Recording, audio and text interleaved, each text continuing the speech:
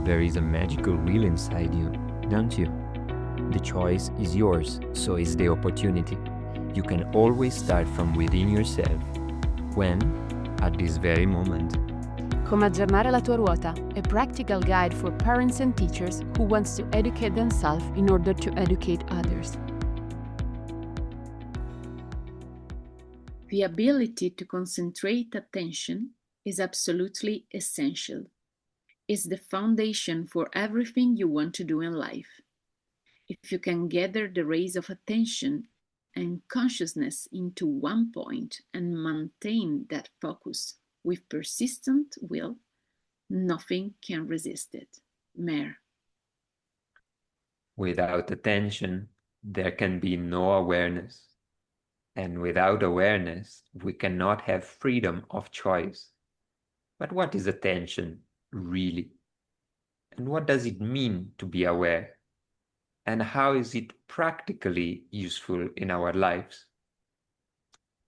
Well, this is what we talk and explore in the first paragraph of our first chapter of the book. So up till now, we were actually reading the book itself. And now we are welcoming you here to this podcast episode. Hello, welcome. Welcome, Chiara. Welcome to whoever is listening to us. So today we welcome to thought of Francesco. sharing a little bit about the content of some of the paragraphs and to kind of stay and follow along with the book, a little bit reading it, a little bit having some considerations about it, a little bit also maybe putting some questions to you that you could reflect on. Francesco, do you want to tell us why we choose to start our book and this episode of a podcast with attention and awareness? Yeah, I would say that is the very reason for which you were reading the quote at the beginning. As Mayor is saying, yeah, that is the foundation for everyone we want to do in life. Everything. Just think about it. Even just pouring some water from one bottle to the other without spilling it requires attention. To be able to read a book and knowing what we are reading requires attention. To relate to each other and to really be there with another person, listening empathically, definitely requires attention. And for you, for example, what are some situations in which you find that attention for you has been very useful or very indispensable? Well, I can easily relate it both to my personal and professional life. Mm-hmm. For example, you know that I really love to walk with the dogs in the wood, and Mm-hmm.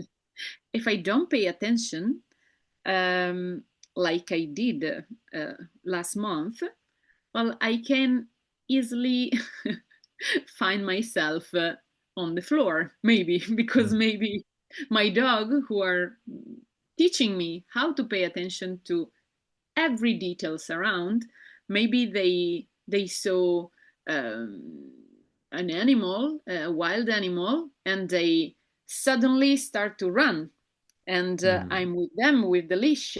And if I'm not really there with them, I can easily, yeah, fall. So for me, it's also life saving, you know. Yeah. It can be in the woods or for somebody that is driving. Definitely attention is very needed, and sometimes is needed only not for you, but also attention to the other people that might be doing very unexpected things on the road. Are you maybe tell us that something happened also to you? Yeah, indeed, indeed. And maybe we can also ask to whoever is listening. So for you that you are listening to us, where is it that you found that attention was really something that was indispensable? Maybe life-saving, maybe job-saving, or maybe relationship saving with other Yeah. people. Yeah, like we are speaking to many people who are also working in the educational field, maybe teachers, maybe educators, or even mothers or fathers.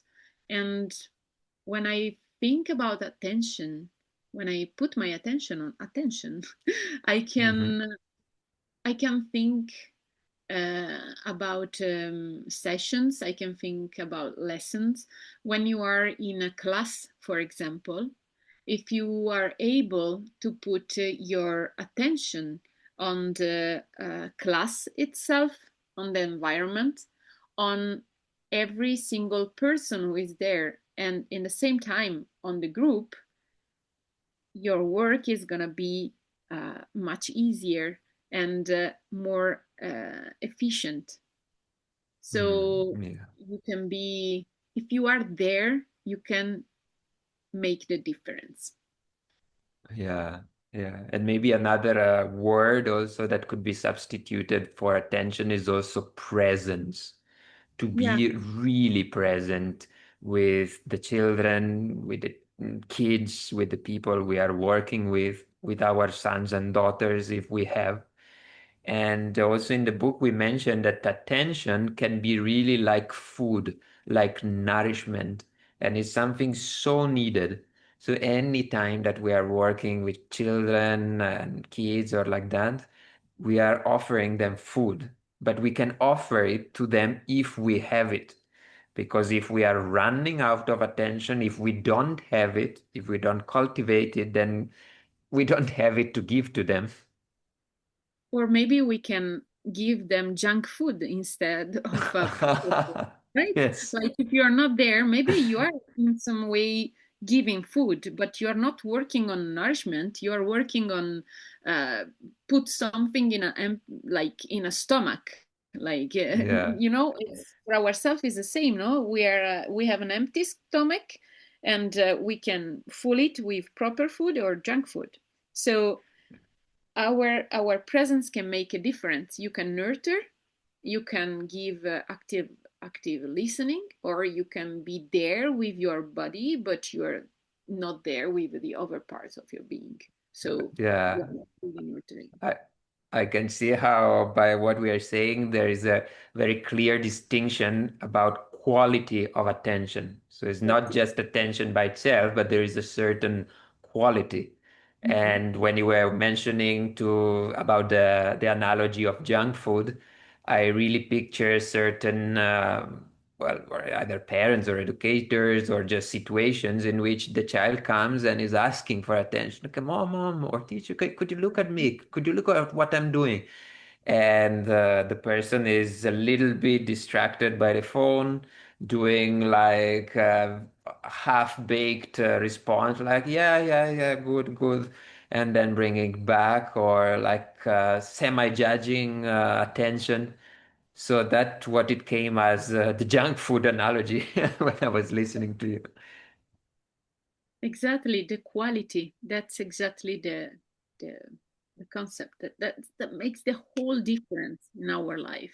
Even like I'm sure that some people who are listening to us, they are not maybe working in the educational field, but like where you were mentioning about speaking with a friend also, even if you Hmm. don't have daughter, like if you are not in a relationship, like Hmm. you have friends, but even when you are going to the supermarket, like or meeting someone, you can be there for real Yeah. with attention and presence or not. It makes a huge difference. Yes, yes. And usually in those circumstances, what is happening is there are multi tracks. There are multi things to which we are paying attention, and the attention is going like a ping pong ball, shifting from one thing to the other. It's like you are there with a friend, and instead of really listening to the friend, attention is, oh, my left arm is itching. Oh God, I forgot I needed to buy that thing. Oh, the hair of my friend is really messy. You should be combing. Oh yeah, there is a red car that is passing over there. And all these multi-tracks are going on at the same time, and the friend voice is more or less like the background sound of an old radio station. Can you picture that? Did you already have such experiences?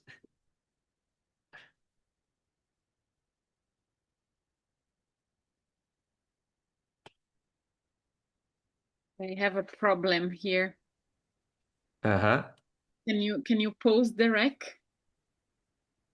Uh-huh. Okay, thanks. Yeah, sure, I have it. Like I had it, and I actually still having that kind of experience. Also, if I'm working on it, if I'm paying attention and working on increasing my awareness and attention and presence. But of course, it's happening.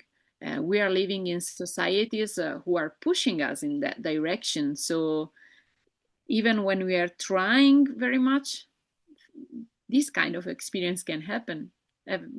What about you? Yeah, of course, it happens. It happens. It's so-called distraction, or it's also called just being a human being. Exactly. And also And that, sometimes you that, have a main things going on in your life that is oh yeah. taking your attention mainly, and so you're trying hard to don't think about it, but it's just there. In Italian we say in the back of your head. I don't know if it's working. Yeah, in the back of the mind. Yes, yes, Yeah, yes. so Yeah, and coming back to your initial question at this episode, so why is that important to work on attention and why we put it as the very first part of the book? It is precisely because of this. So attention is not something that we just can handle and master it because we did it once. It's an ongoing process that is needed to be cultivated and exercised daily. And because it is so essential, just need to know that is something very similar to know eating, dressing, washing, drinking. It's one of those bases of life that, if neglected, can really create problems. And this is one of the messages that we want to bring around this topic. yeah, especially because as adults, we have responsibilities, um, like big responsibility, in my opinion, Mm. uh, related to the fact that we are examples for Mm. kids, for example, also for other person. But when we are working with kids, like we need to remember that what we do, the attention we can give, the presence we can give, the children are gonna absorb it. Like they observe us and they learn from us. It's not just because I don't know you, but in my experience, I remember many times in which my professors, my teachers were saying, "Hey, you need to pay attention. You need to be present. Otherwise, you're not gonna pass the exam. Otherwise, you're not gonna understand." So with words, we are really good in teaching others. But what about who we are and not just about what we say? So I Mm. think that this is very much related to our personal history, Ray, our personal history part of the book, that it's coming just next to the attention part. Yes, yes. As you were saying before, I captured the word absorbing. So children, kids, and anybody around us, we are absorbing from each other. And children especially are really like sponges. Anything that is happening around them enters, whether they want it or not, enters. And sometimes what enters then remains. And whatever Yeah. remains there, it becomes a semi-permanent part of our lives, or it becomes a totally permanent thing of our lives.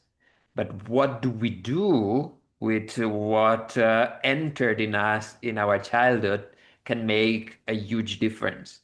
because Mhm. we can have absorbed also a lot of presets, patterns, difficulties also from our childhood. But if we look at it, we become aware of it, and we Mhm. kind of transform it or transmute it, it then can become really something which is at our disposal. But if we neglect to look at our personal history and we go into any educational relation with others, whether our children or pupil, we might be having a very big risk of making a cut and paste of our childhood dynamic into the children we're relating to. Does it make Yeah. sense to you? Does it resonate a little bit with your experience? Yeah, a lot. Maybe I can read Uh-huh. something I wrote in the book. What do you think? Yeah, that could be cool. I remember that was yeah, it was quite nice the sharing that you were putting in the book from your first person experience. So yeah, why not? Why not to just read it directly? Okay, then I go for it.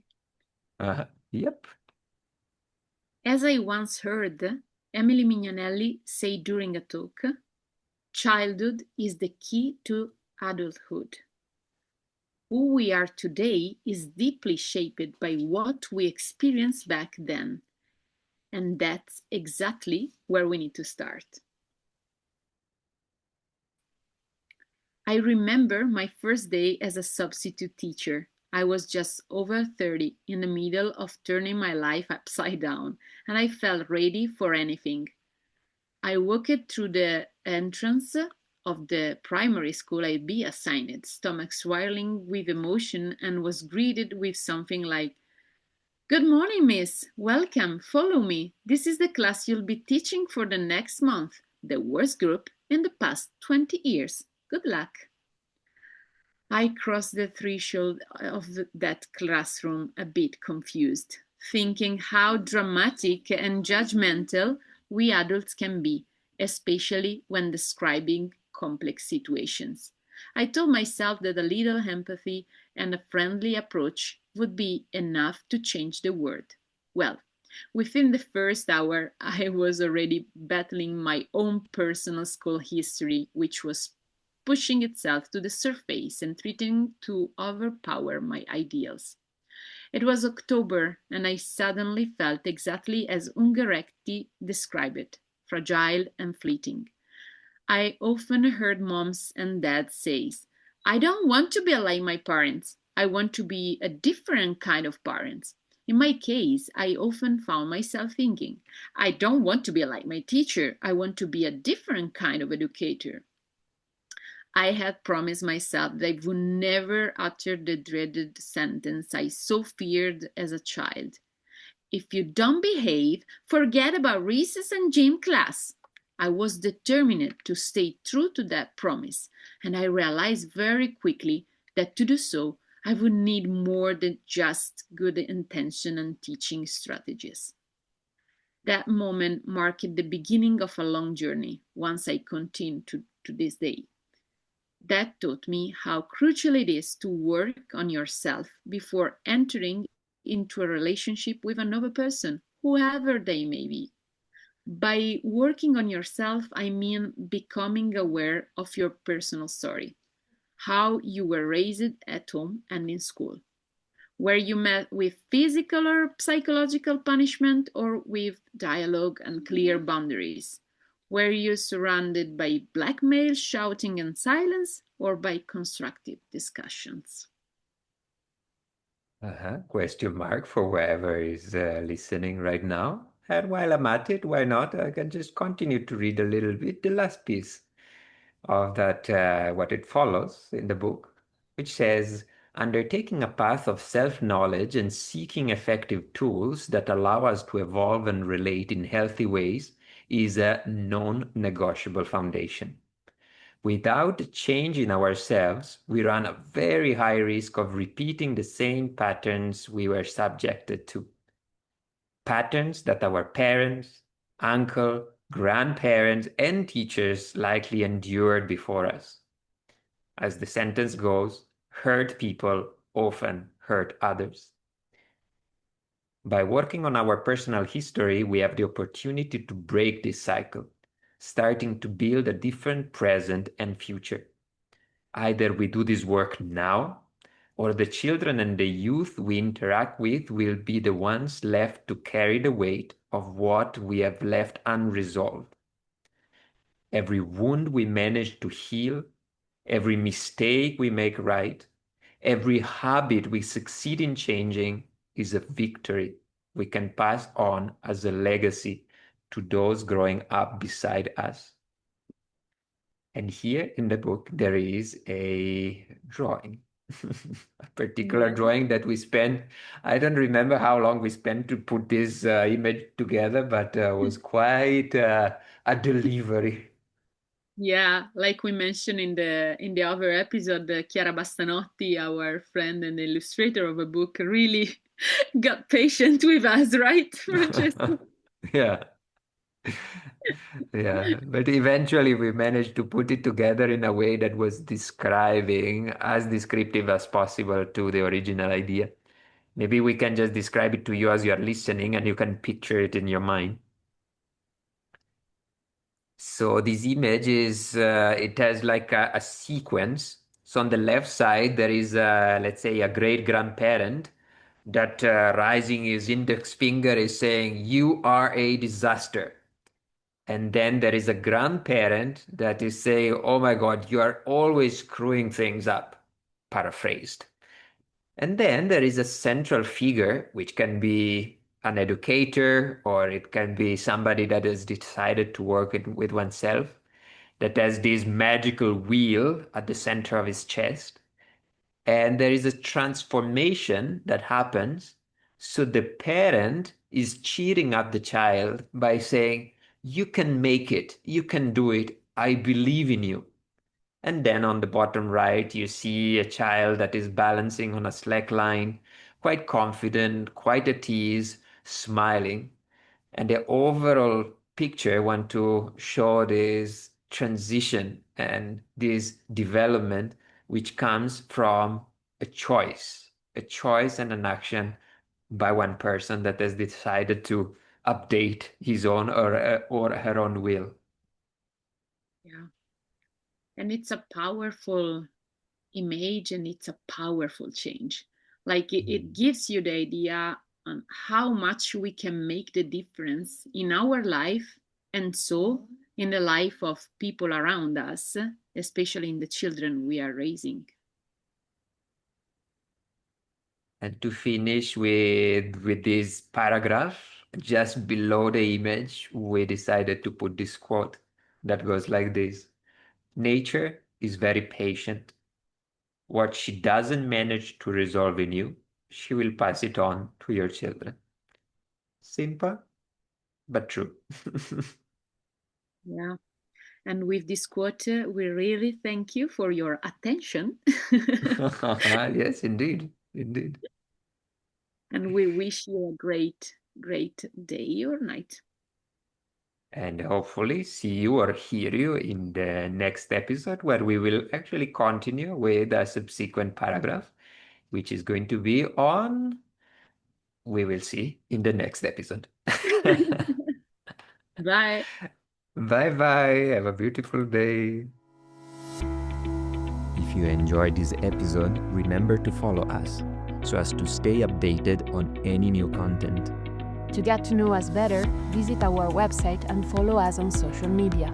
If you'd like to dive even deeper into these topics, you'll find much more in our book. Come aggiornare la tua ruota, soon available also in English and other languages.